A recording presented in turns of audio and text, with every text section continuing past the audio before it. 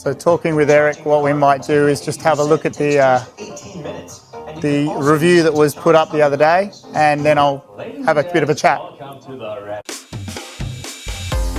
A car that does a lot of things differently. The interior features vegan leather and recycled plastic. Charging the car from 10 to 80% takes just 18 minutes, and you can also use it to charge other cars. Ladies and gents, welcome to the Rev Check. Today's car is the Kia EV6, as the name suggests, a fully electric car, and I'm excited to see what it has to offer. The design of the car, what should I tell you? It looks really good. Oftentimes you will have cars that somewhat look all the same, but the Kia EV6 has some details that make it stand out from the crowd as far as I'm concerned. I mean, Kia considers this car a crossover, so somewhat an SUV, but somewhat not. And I have to say, it really doesn't look like your typical SUV. It's not that high, even though it has a lot of space, because 2.90 meters of wheelbase are quite a number. We will check that out in a minute. But from the design outside, I really like the car.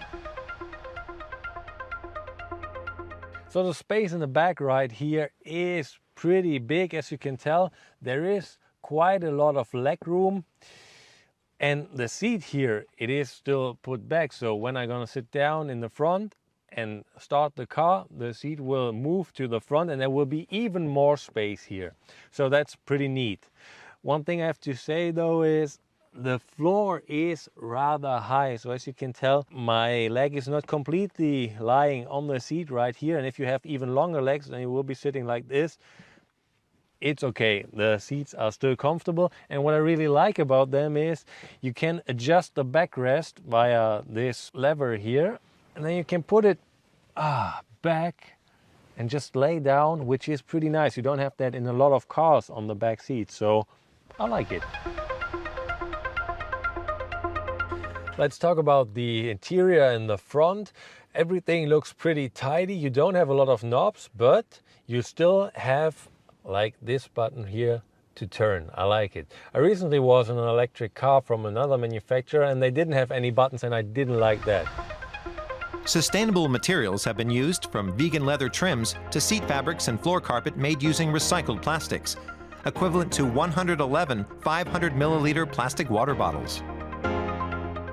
So Kia had a pretty nice idea. This one here is digital. So if you press right here, it will change between the climate control and the rest. So media, radio for navigation system and so on. This one here is for the volume and this one is for tuning. And if you change, this one will be available to change the temperature, which is pretty nice. So you have buttons for every function. The rest of it, you can of course do it at the steering wheel. Talking about the steering wheel, it looks quite good. Down here you have the button for the drive mode. There are 3 of them, Eco, Normal and Sport, but we'll talk about these when we're driving. Behind the steering wheel you have these 2 pedals, and with these you can change the level of recuperation until to a maximum level where you will be able to drive the car in 1 pedal drive. And then you have these 2 big screens, 12.3 inches each one of them, and they come as standard, which is not usual in every car. What's also unusual is the 800-volt technology instead of 400-volt, enabling 240 kilowatts maximum charging power, 100 extra kilometers in 4.5 minutes. We're testing the biggest available version right now, which is the 239 kilowatt one. And that will, combined with the 77.4 kilowatt hour battery, give you a range of a little more than 500 kilometers. During our test drive, we achieved around 400 kilometers in total. The EV6 is available with 2 different battery sizes, either 58 kilowatt hours or 77.4 kilowatt hours. With the small battery, you will only be able to get 1 engine, which is a 125 kilowatt engine. With the bigger battery you will have more of a choice. There is a 168 kilowatt engine, a 239 kilowatt engine, and later next year there will even be a 430 kilowatt engine, the GT version. As I mentioned before, with the pedals right here at the steering wheel, I can change the level of recuperation from 0 to a maximum of 4. And yeah, if I put it to 0, the car simply sails if I take my foot off the gas. And if I put it to max level, the car will decelerate very much if I take my foot off, and it can go up to a complete standstill, which is pretty nice, so you can move the car in one pedal drive.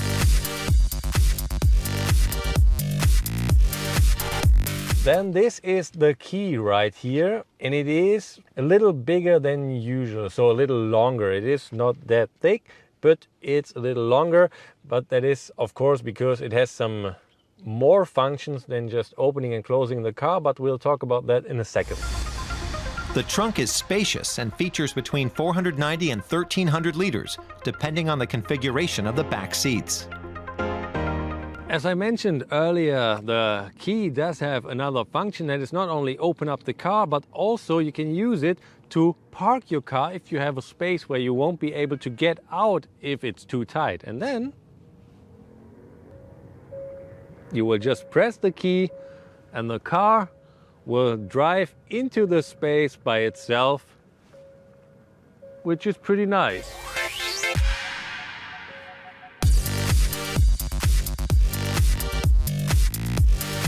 Let's talk about the different drive modes. Right now I have the car driving in normal. If I now switch to sport mode, the same amount of pressure of my foot will cause more acceleration. And let's check out what the acceleration feels like. That even made the camera fly away. The car can go from 0 to 100 kilometers an hour in 5.2 seconds, which is quite good for a rather big car. But all of the different EV6 versions are kept at 185 kilometers an hour, of course, to preserve the range. What I like about the EV6, even though it's a rather big car and has 2.90 meters of wheelbase, it feels quite nimble. Of course, it has quite a lot of power, but also the steering is very precise and you can turn the car on a rather small space. So driving into a parking garage or parking lot with that car is no problem. It feels very good.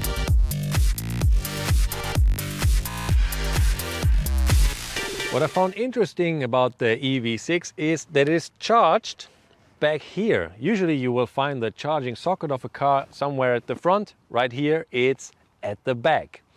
And what's also interesting, you can not only use this socket to charge the car, but you can also use it the other way around with this adapter right here. You will simply plug it in, and then on this side you will have a regular household socket that you can use, for example, to make a coffee if you go camping or something. And what's even better, you can also use the car to charge another electric car. Isn't that cool? Somebody forgot to charge his car and then you will help him out with your EV6. But I know what you're thinking, don't worry. If the battery from the car drops below 20%, then it will automatically stop the charging of the other car and you will have enough battery to get to your next charging station.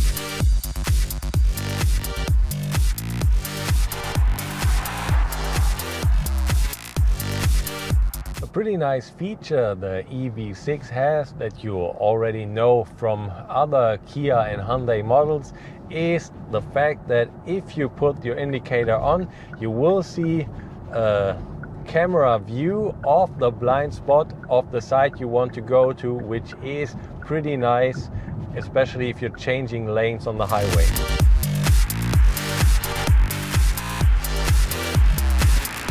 In the end, my final verdict on Kia's EV6, it is a very nice car. I like the exterior design, I like the interior and the way it drives.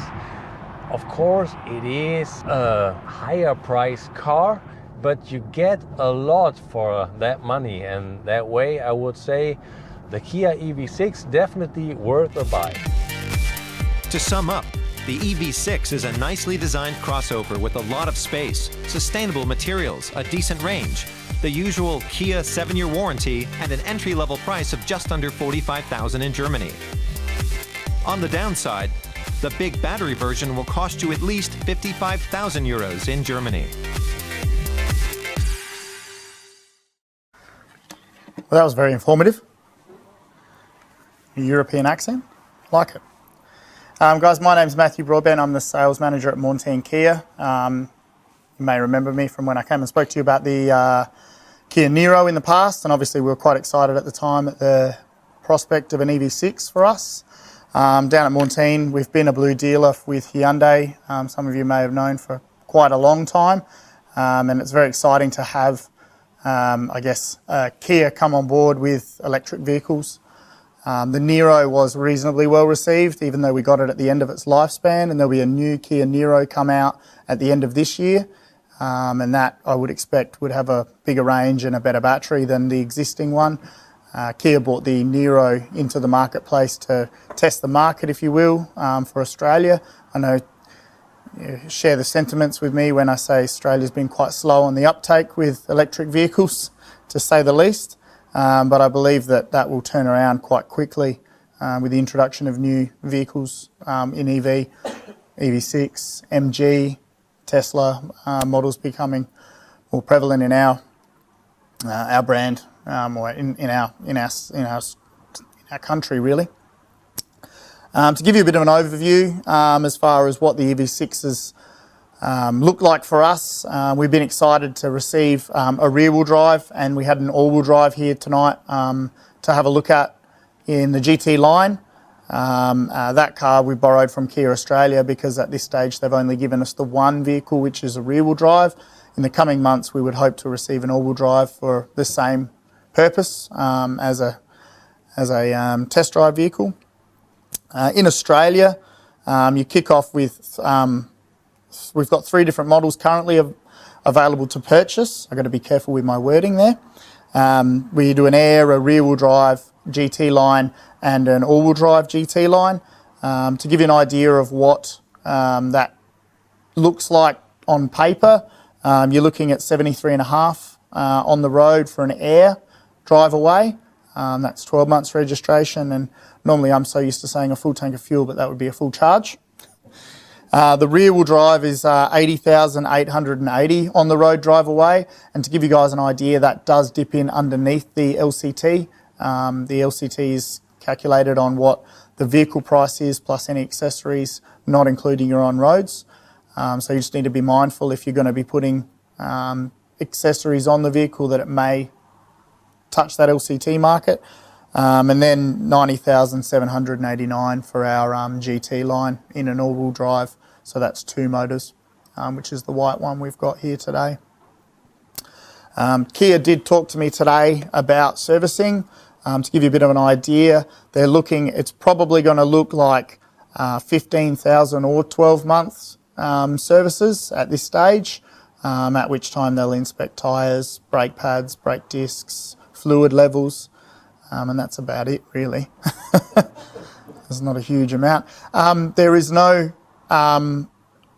Kia's quite famous for its 7-year warranty, 7-year roadside assistance and 7-year cap price servicing. At this stage there isn't a 7-year cap price servicing program released for the vehicle yet. They are working on that, but there will be a prepaid package available that will be available as a purchase price at the time of purchase. Again, that has yet to be released, but they're working on what that's going to look like as well. So that will be a 3 or a 5 or a 7-year prepaid purchase plan.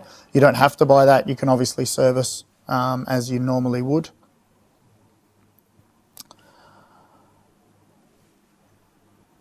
Have any of you got any questions?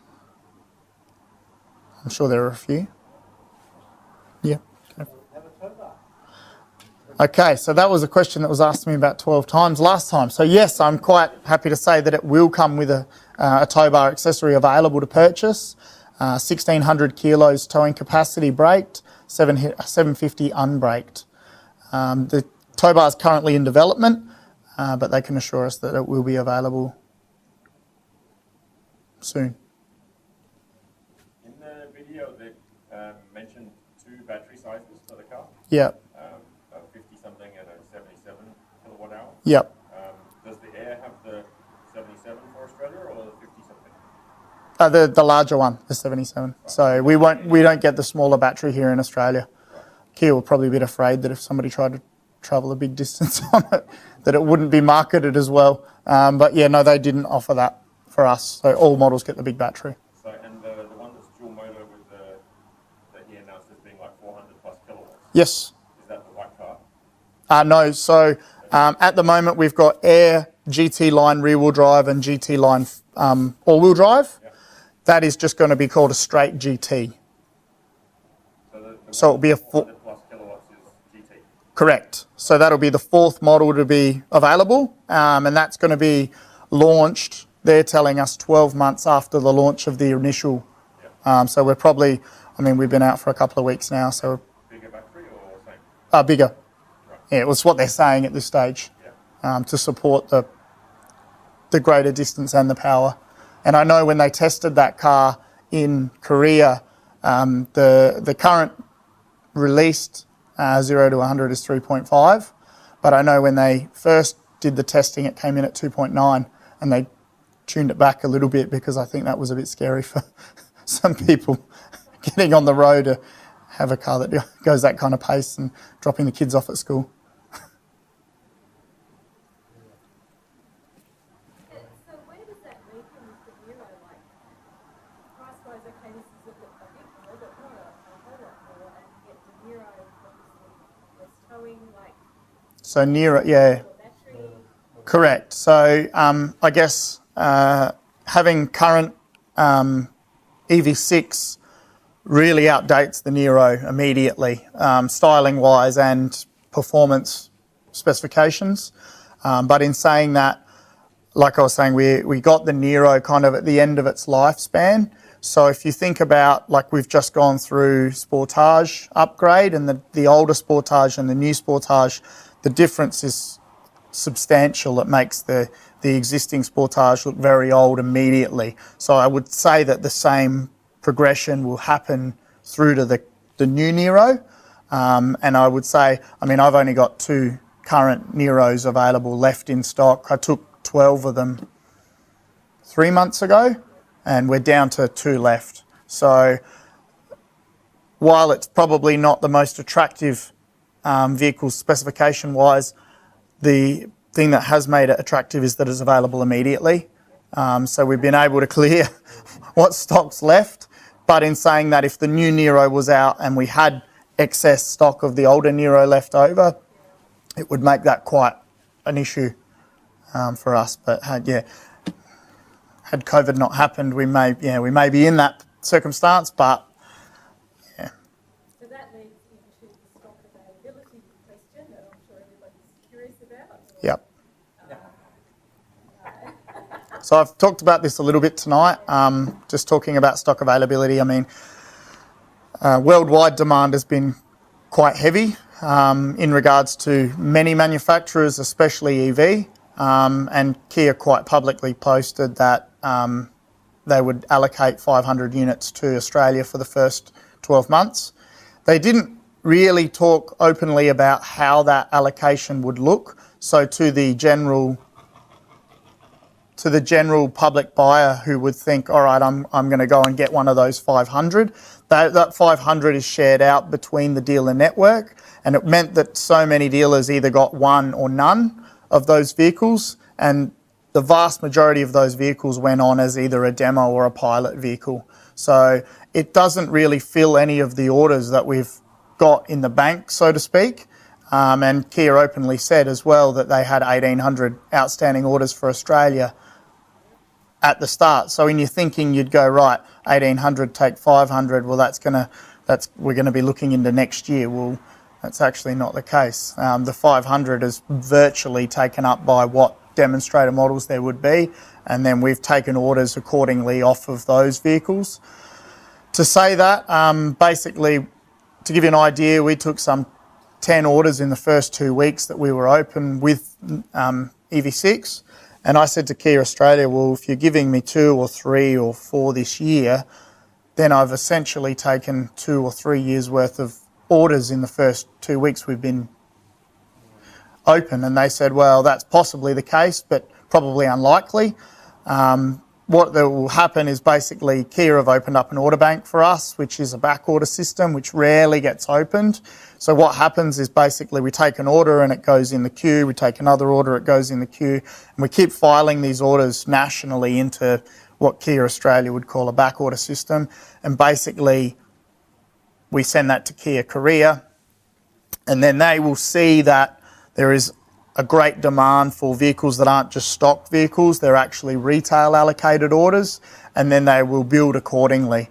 But to say that our problem is probably not so much in EV6, it is a supply issue, but the problem is more a demand problem than it is a supply issue with our vast majority of vehicles. So if you're talking about just normal cars, Kia Picanto, Rio, Cerato, Stinger, for instance, basically we were allocated 70,000 units last year nationally. We sold 70,000, we sold all of them.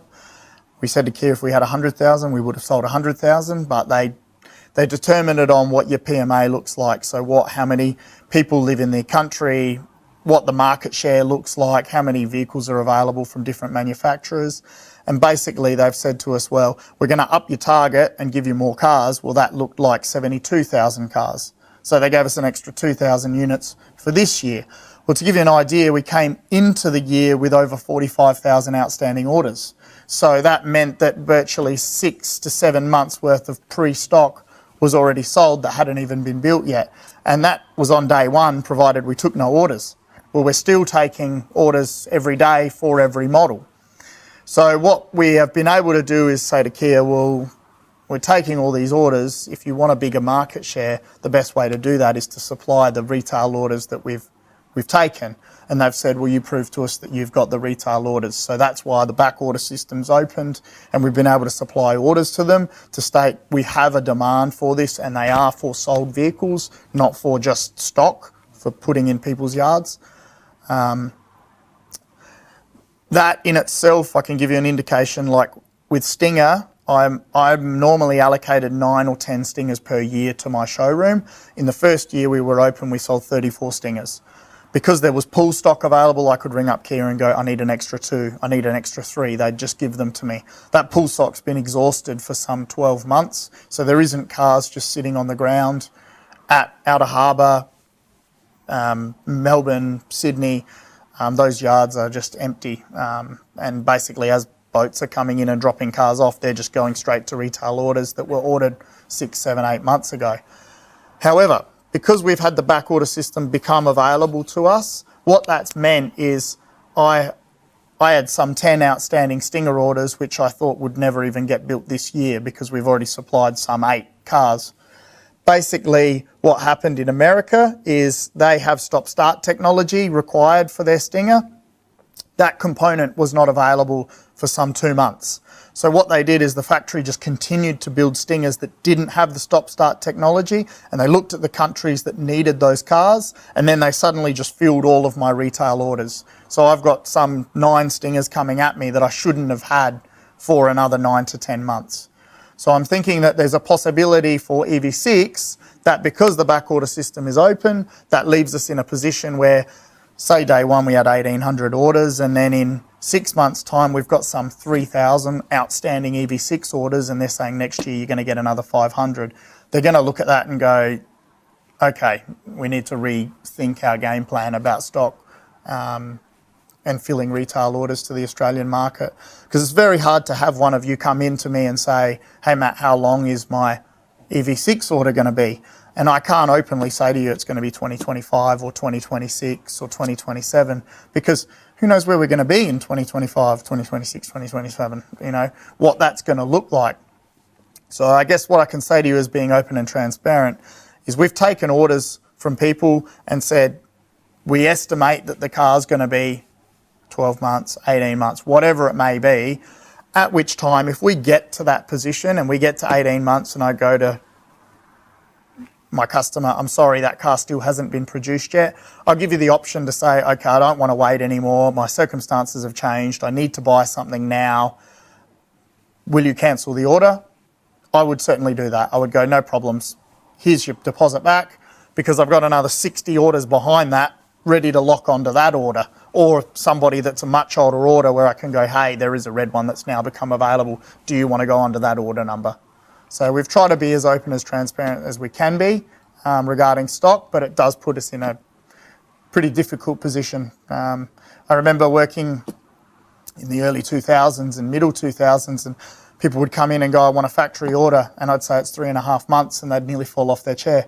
Now, if I tell you it's 3.5 months, I'm jumping for joy. Yes, it's an outstanding achievement, but, you know, so is the world that we live in at the moment. It's difficult, I guess, for people selling beds, couches, retail, you know, let alone vehicles. I hope that answers that a bit more clearly. How many dealers are there in Australia that have a demo?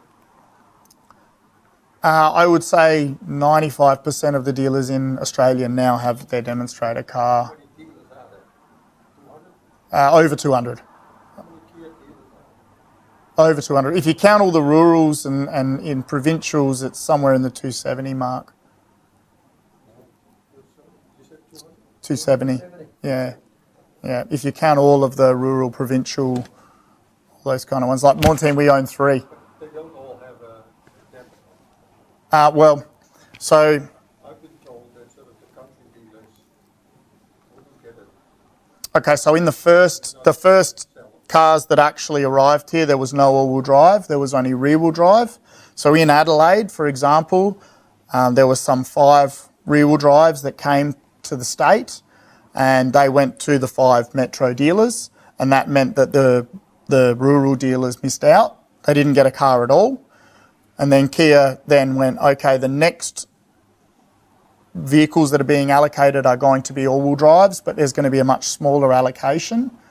Those then went to the rural dealers. So like we have both. So in Maughan Thiem, we have a metropolitan dealer at Cheltenham, and then we have a rural dealer at Mount Barker, which is hardly rural anymore. But and then we have a Barossa dealer, which is probably more of a real rural dealer. Both of those dealers got an all-wheel drive EV6. So in South Australia, there'd be like 3-4 rural dealers, and they would have gotten all-wheel drive, so that they've now got a car to display. And then when the next available stock arrival, which is usually 6 to 8 weeks behind, we'll have all-wheel drive allocation in it. Those all-wheel drive demos, so to speak, will go to the metro dealers, so that the metro, those 5 or 6 all-wheel drives that arrive in South Australia, for instance, will go to the metro dealers, and then they will have a rear-wheel drive and an all-wheel drive to display for people who wish to drive both. It will be up to the dealer whether or not they keep both cars. They may go, I'll keep the all-wheel drive and I'll sell the rear-wheel drive because I probably only need one.